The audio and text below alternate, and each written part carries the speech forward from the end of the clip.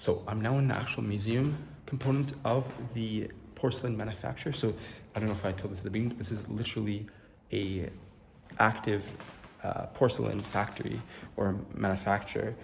And this is their museum section, so nothing here is for sale. But as you may have seen earlier, the swords here, that is the sign of Meißen. And it basically was used to mark all of their products. The reason why that is because they were the only one who knew how to make porcelain in Europe for a long time, because it was some very hard formula with the paste that is required and the temperatures that you need to like create the porcelain. And then in 1722, one of the master porcelain makers from Meißen fled to Vienna and basically gave away all the information, and that is where the second ever porcelain manufacturer in Europe was created. And up until then, the products made by the manufacturer were never demarcated. It was just a cup with no indication of where it was made. But in response to this second factory that was basically making the exact same thing, they started to distinguish their products by adding the two swords there through their logo. And it has evolved over time with multiple different designs. You can see that it has a dot without a dot.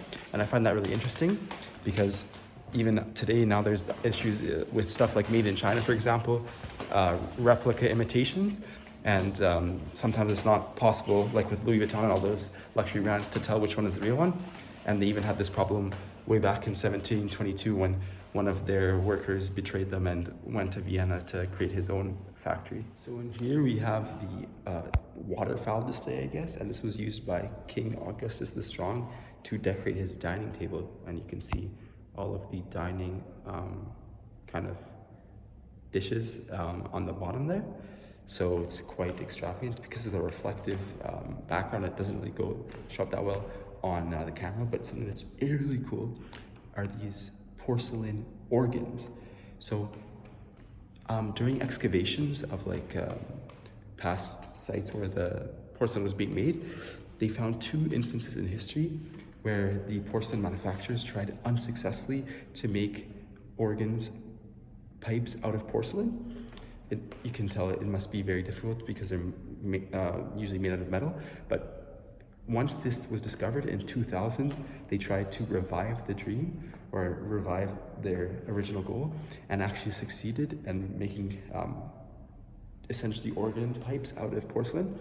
And I'm not sure, it doesn't have like anything that says don't play it. There is a rope here, but I tried, and you can literally play one of the organ pipes, which is so cool. And I don't think they would have it to be like banned if it's just right there in front of you and it's turned on.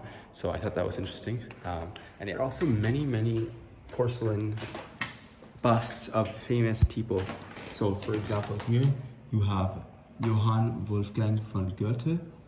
I think he's like basically a very famous German writer, if I'm not mistaken.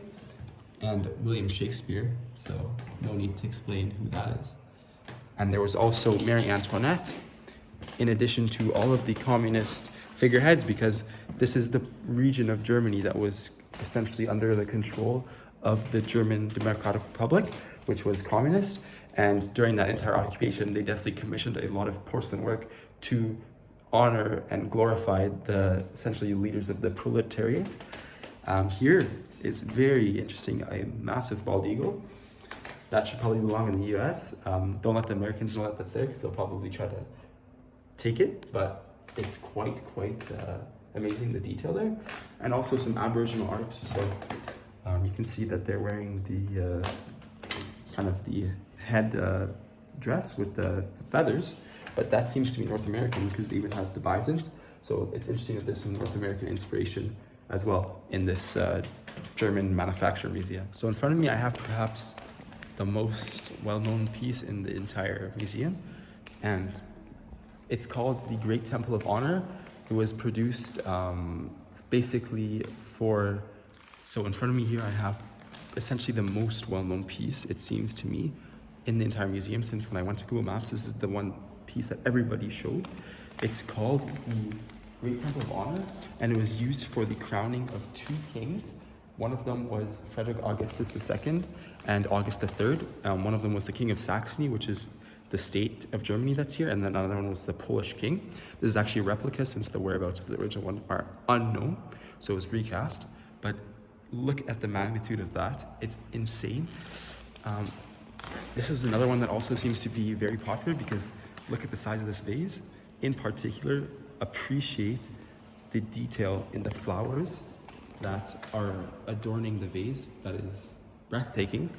And there's many other vases here. I'll show you one more that's also probably like 8 feet tall here. And the last one was my personal favorite because of the detail in the flowers. So look at this one here. You can even see there's some grapes on the side. There's birds, and the level of detail is unbelievable. I can't imagine how many hours of handwork that would have taken. Another quick anecdote regarding the prices is you have here a contemporary porcelain piece. It has some German words on it. Alles haben oder so. It means everyone has or so. That's the direct translation. It probably has some figurative meaning though. You can see here, it's made in 2011 and it's for sale for 71,000 euros. So that's 12 years ago and nobody has bought it since. So I guess that kind of makes me content because I'm kind of the opinion that the prices are slightly ridiculous, and it seems that the market also thinks the same. Another extremely cool thing that I just found is crustacean chess. So look at the pieces there, made of seemingly sea creatures. Like that's a squid, for example, as the rook. And yeah, it's really cool. And perhaps the last person that I'll highlight here is the very own Marie Antoinette. And she even has a blue dress with the fleur-de-lis painted all around it. And yeah, it's quite exquisite. And this is not just another one of the many characters that are here in the museum that are like real famous people.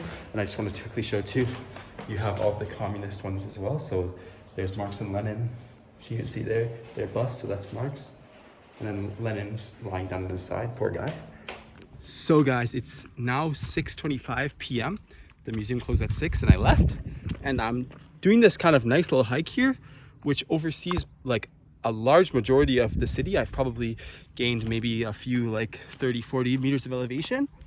I just saw that here. You can see, just got uncovered by the tree, but you can see the cathedral there with the White Castle, the oldest castle in Europe, or sorry, in Germany. And I also wanted to say, I realized what the history is finally behind the porcelain manufacture in the beginnings. So in 1708, the king, who was buying so much porcelain from Asia, because that was the only place where it was being manufactured at the time, he basically wanted to hire an alchemist, or he hired an alchemist in order to try to make gold, in order to be able to buy more porcelain because it was running out. The alchemist quickly realized that he couldn't make any gold, but instead he thought of making porcelain so that he wouldn't have to buy porcelain from China, the king wouldn't. And he succeeded in 1708. And then in 1710, the first ever porcelain manufacturer or factory in all of Europe was opened in the actual castle, so the oldest castle in Germany. So then the current location is not the original one. And that was in 1710. And then for 12 years, they had a monopoly over all of Europe. But then in 1722, once more, one of the basically porcelain artists left to Vienna once more to make the second one. Can't believe what I'm seeing, guys. Check this out. I'm not sure if you guys can see, but I'm literally standing beside a cherry tree with hundreds of cherries all throughout. So let me see if I can kind of get an angle with the sun pointing towards it.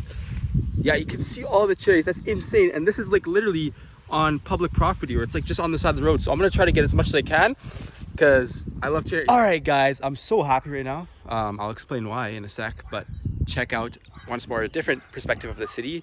I'm even farther away from the main kind of old town because you can see that's where the cathedral is. But you can notice that that's the rail line all along the background, and that's the train I'll be taking back home, I believe, since I'm heading towards the kind of the transit center right now. But if you look, sorry, I think there's a dog that I'm aggravating. If you look, you'll see the haul of cherries that I picked up. Incredible. I also ate probably at least a commensurate amount or double this while I was picking. I didn't just put them on the bag. I also ate a lot, and I honestly could have easily filled this up, but I don't know. I just kept them on. I wanted to keep on going, sorry, but there was literally like 10 or 12 lined up, and I focused on the big ones, but there's literally like 4 different types of trees that they had in terms of this the species or type of cherry. They had the small sour cherries and kind of medium, and then the big ones. Like the small ones were really good, but it just is not worth it to pick those as opposed to the big ones, since they're much smaller. But with that being said, that was amazing kind of cherry picking expedition, and I'm following this interesting grass path, which I thought was like private, but there's like benches all along it too, to get back to the kind of the railway. And yeah, this might be the last update, so I hope you enjoyed the vlog, and stay tuned for the next one.